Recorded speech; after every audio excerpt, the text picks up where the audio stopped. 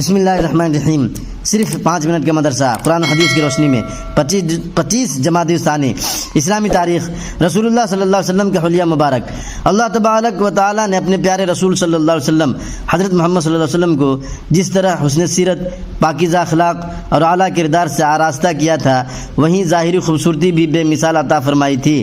آپ صلی اللہ علیہ وسلم کا رنگ گندمی، بال مبارک ہلکے گھنگریلے، آنکھیں بڑی سرمگی اور اس میں خوبصورت لال ڈورے تھے، دانت مبارک موتی کی طرح چمکدار تھے، داڑھی مبارک خوب گھنی تھی، دونوں منڈے بڑے اور مناسب تھے، سینہ مبارک قدر وسیع لیکن پیٹ کے بالکل برابر تھا، ایڑی مبارک گوشت سے پر، قدم مبارک درمیانی، جسم مبارک مناسب ترتیب پر اور اعضاء نہایت ہی مضبوط تھے۔ گویا کہ آپ صلی اللہ علیہ وسلم سیرت اور صورت اور پیکر حسن و جمال کے نمونہ تھے۔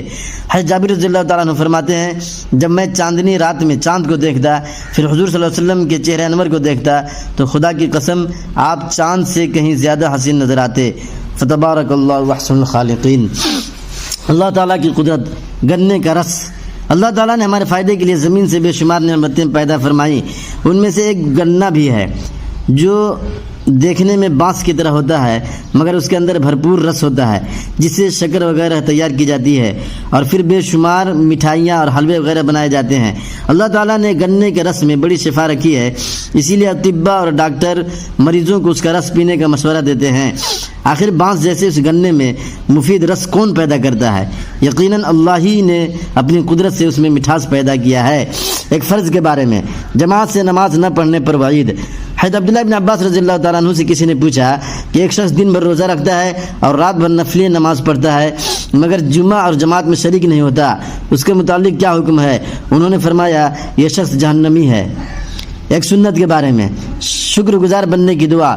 حضرت ابو ہریرہ رضی اللہ تعالیٰ عنہ بیان کرتے ہیں کہ میں نے رسول اللہ صلی اللہ علیہ وسلم سے یہ دعا محفوظ کی ہے، اللہم اجعلنی اعظم شکرک و اکثر ذکرک و اتبع نصحک و احفظ وصیتک۔ اے اللہ تو مجھے کثرت سے شکر کرنے والا اور کثرت سے آپ کو یاد کرنے والا اور آپ کی نصیحتوں پر عمل کرنے والا اور آپ کی وصیتوں کو یاد رکھنے والا بنا دیجئے۔ ایک اہم عمل کی فضیلت، کامل ایمان والا۔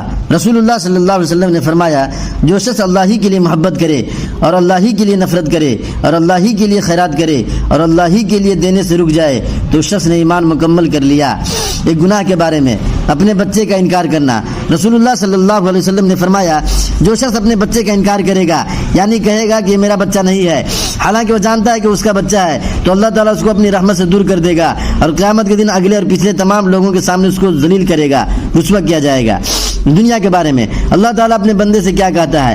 رسول اللہ صلی اللہ علیہ وسلم نے فرمایا، اللہ تعالیٰ فرماتا ہے، اے ابن آدم تو میری عبادت کے لیے فارغ ہو جا، میں تیرے سینے کو مالداری سے بھر دوں گا اور تیری محتاجگی کو ختم کر دوں گا، اور اگر ایسا نہیں کرے گا تو میں تیرے سینے کو مشغولی سے بھر دوں گا اور تیری محتاجگی کو دور نہیں کروں گا۔ آخرت کے بارے میں اہل جنت کا لباس۔ قرآن میں اللہ تعالیٰ فرماتا ہے، اہل جنت کو سونے کے کنگن پہنائے جائیں گے اور سبز رنگ کے باریک اور موٹے ریشمی لباس پہنیں گے۔ طب نبوی سے علاج، کھجور سے علاج۔ رسول اللہ صلی اللہ علیہ وسلم نے فرمایا، زچگی کی حالت میں تم اپنی عورتوں کو تر کھجوریں کھلاؤ اور اگر وہ نہ ملے تو سوکھی کھجوریں کھلاؤ۔ فائدہ، بچہ کی پیدائش کے بعد کھجور کھانے سے عورت کے جسم کا فاسد خون نکل جاتا ہے اور بدن کی کمزوری ختم ہو جاتی ہے۔ قرآن شریف کی نصیحت۔ قرآن میں اللہ تعالیٰ فرماتا ہے، بلا شبہ یہ قرآن ایک نصیحت ہے، تو جو شخص چاہے اپنے رب تک پہنچنے کا راستہ اختیار کر لے، اور تم اللہ کی مرضی کے بغیر کچھ نہیں چاہ سکتے۔ اللہ تعالیٰ بڑے علم و حکمت کا مالک ہے۔